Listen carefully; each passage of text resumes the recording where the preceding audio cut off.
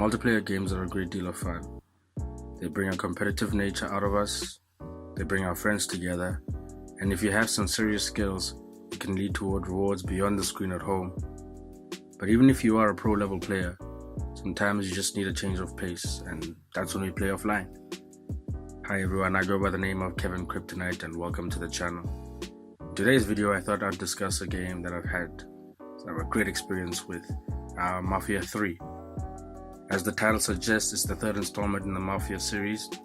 These games were developed by Hangar 13 and 2K Games. Now, if you think that you might know 2K from somewhere, you would be right, because 2K are the developers of WWE 2K and NBA 2K as well. 2K Games is a subsidiary of Take-Two Interactive. Now, I only preface this is because 2K Games are housed under the same publisher that owns the powerhouse that is Rockstar Games.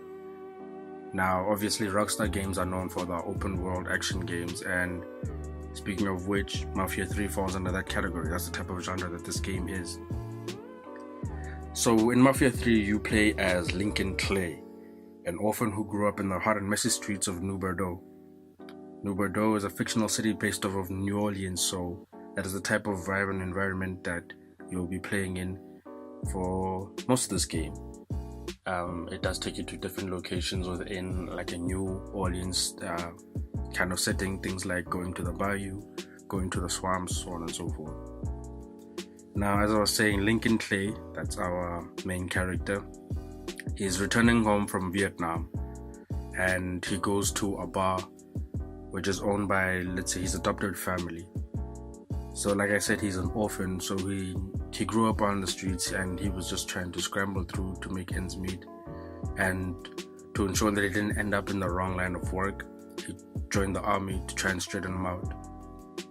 But all the same, he still got involved in that lifestyle, and that's where he met this older gentleman who was part of a larger crime syndicate and took Lincoln under his wing in his formative years and helped him to make a little money for himself, to make a name for himself. This was all before he left for the war. So as he returns, he is celebrating with his crime syndicate family, and then tragedy strikes. A great, like something really big happens. I kind of don't want to spoil it. Something big happens, and Lincoln is now charged with having to piece together whatever resources he can bring back to uncover what caused, this fallout in the first place. So the game takes you through big city landscapes, murky swamps, coal-filled industrial sites. It's a real marvel, this game. It's super beautiful. It's really engaging, and it makes you actually feel like you've been to one of these cities. I mean, those are the type of action open world games that I really enjoy, where you feel that the city has a life of its own and that you are just part of this, active city that is being played around. It's not just thrown you into a playground where you can do whatever. It really does have an engaging sense into it. Now, all of this is obviously set to the tone of 1968, so it's around that time, like I said, towards the end of the Vietnam War. Yes, towards the end of the Vietnam War. So that is the era that we're going to be playing the game in, and because of that, black people weren't really seen in a favorable light around that time, and it might be offensive to some because some derogatory terms are used, but again, that is the language that was used at the time, and segregation is still a thing. So all of that should be expected as you walk into this game.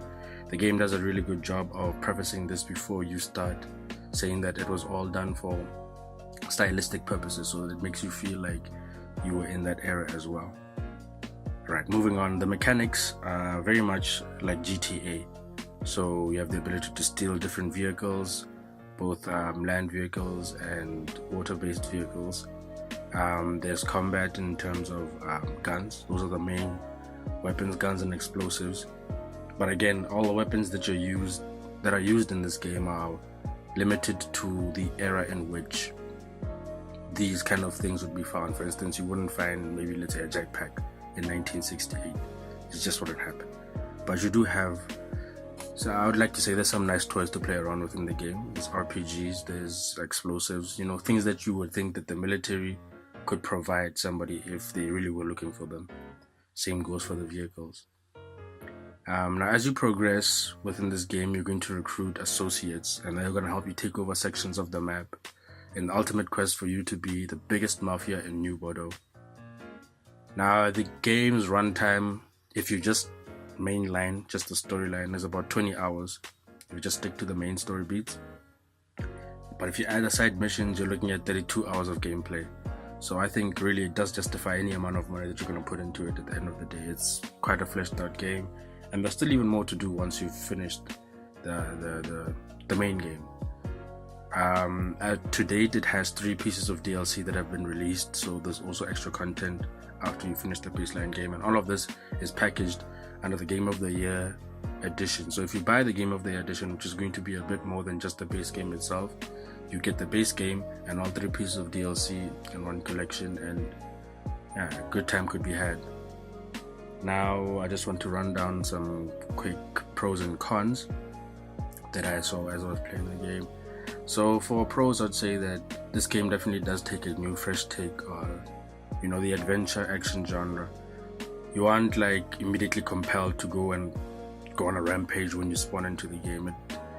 It's really a game that wants you to put yourself in the shoes of this person, it encourages you and it rewards you for being a smarter sort of player when it comes to taking down your enemies. So if you really plan out your modes of attack or how you're going to take down an enemy, the game encourages you to do that, but it's also woven into the story in such a way where it makes you feel like this makes sense. It doesn't really make sense for you to go out and go on a bloodbath, but if you want to do that, that's still available for you to do without too much consequence. It really puts you on a path of, once you've done a story mission, there's these beautiful cutscenes where, man, the graphics in this game I can't speak more highly of. It makes you feel like after you finish the story mission, you want to get to the next cutscene just to see the majesty that is this game. Now, as for cons, my problem, and it might not be a problem for anybody else, but whenever I am playing like these GTA type of action adventure games, the radio was a big issue for me, and Mafia 3 unfortunately suffers from this a bit because it only has 4 radio channels, right? And if you're going to be playing a game where you're going to spend most of your time within a car, you're going to want to listen to what music they have on this radio. And I suppose it was also stylized for the time. Maybe there weren't that many shows or radio shows at the time in 1968, but definitely within the first 8 hours of this game, you would have heard every song in this game that there is, and it gets kind of repetitive, so you'll find yourself turning the radio off and just driving to the next location more often than not. Another thing that I also have a bit of a gripe with is the car combat. So the game doesn't offer a free aim mechanic. It's more like a lock-on mechanic in terms of which parts of the car you want to shoot, and that's a bit of a letdown for me because you can't really pinpoint your shots that way. I can't really aim at a single tire that I want to hit. I have to circle through different tires if I want to take down a car that way. But if that doesn't really bother you much, still it's a beautiful game to play.